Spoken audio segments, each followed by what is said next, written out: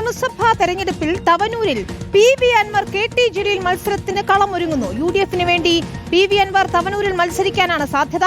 CPM seat നിലനിർത്താൻ KT ജലീലിനെ തന്റെ കളത്തിലിറക്കിയേക്കും. മണ്ഡലം രൂപീകരിച്ചത് മുതൽ LDF-ന്റെ സിറ്റിംഗ് സീറ്റാണ് തവനൂർ. എന്നാൽ ഇത്തവണ മണ്ഡലം പിടിച്ചെടുക്കാൻ കഴിയുമെന്ന പ്രതീക്ഷയാണ് UDF-ന്. അഷ്കർ അലി കരിമ്പ് ചേരുന്നു. അഷ്കർ, എന്താണ് നിലവിലെ സ്ഥിതി? ഇപ്പോൾ അസോസിയേറ്റ് ഘടകകക്ഷിയായി എത്തിയ PV അൻവറിനാണ് തവനൂരിൽ സാധ്യതയെന്ന് അറിയുന്നു.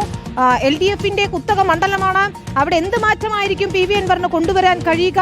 എന്തായാലും കടുത്ത പോരാട്ടമായിരിക്കും അല്ലേ?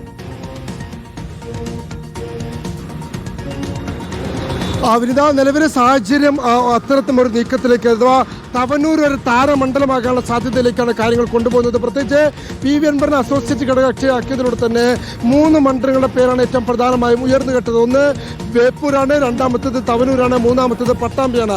അത് ബേപ്പൂരിനേക്കാൾ അല്ലെങ്കിൽ പട്ടാമ്പിയേക്കാൾ കൂടുതൽ ഇപ്പോൾ PV അൻവർ പ്രധാനമായും ലക്ഷ്യം വയ്ക്കുന്നത് തവനൂരാണ് എന്നുള്ളതാണ് നമുക്ക് മനസ്സിലാക്കാൻ സാധിക്കുന്നത്.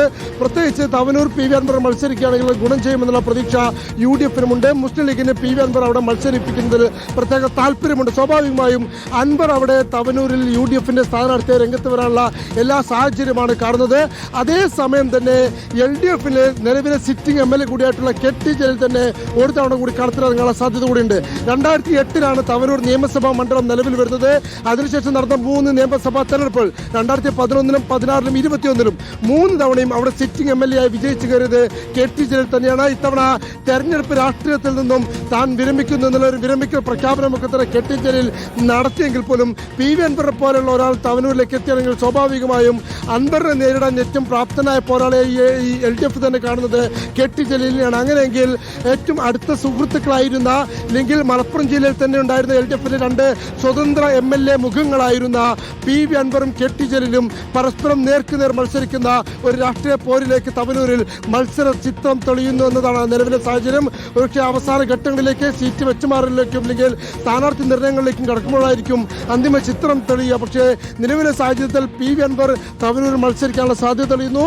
അത് അൻവർ മത്സരിക്കുന്നതോടെ UDF-ന് ആ മണ്ഡലം പിടിച്ചെടുക്കാൻ കഴിയുമെന്ന ഒരു പ്രതീക്ഷയും കണക്കുകൂട്ടലും നിലവിൽ UDF-നുമുണ്ട്. അപ്പോൾ അത്തരമൊരു സാഹചര്യത്തിലേക്ക് കാര്യങ്ങൾ നീങ്ങുന്നുണ്ട്. അങ്ങനെ വന്നു കഴിഞ്ഞാൽ KT ജലീലും PV അൻവറും തമ്മിലൊരു മത്സരത്തിന് തവനൂരിൽ സാധ്യതയുണ്ട്. അങ്ങനെ വന്നാൽ അത് ശക്തമായ പോരാട്ടമായിരിക്കും.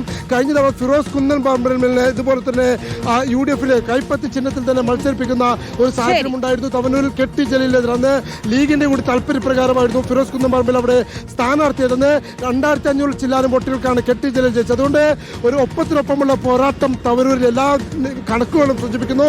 തദ്ദേശ തെരഞ്ഞെടുപ്പിലാണെങ്കിൽ UDF-ന് വലിയ ഭൂരിപക്ഷം ലഭിച്ച മണ്ഡലം കൂടിയാണ് തവനൂർ. അതുകൊണ്ട് ഒരു നേർക്കുനേർ പോരാട്ടത്തിൽ KT ജലീൽ അൻവർ പോരാട്ടത്തിന് ഒരു താരമണ്ഡലമാവാനുള്ള സാധ്യതയിലേക്കാണ് തവനൂർ എത്തുന്നത്. വിനീത, ശരി, ഏതായാലും തവനൂർ വലിയ ചർച്ചയാകുമെന്ന കാര്യം ഉറപ്പാണ്. KT ജലീൽ PV അൻവർ പോരിന് കളമൊരുങ്ങുന്നു എന്നാണ് അഷ്കർ അലി കരിമ്പ മലപ്പുറത്ത് നിന്ന് റിപ്പോർട്ട് ചെയ്യുന്നത്.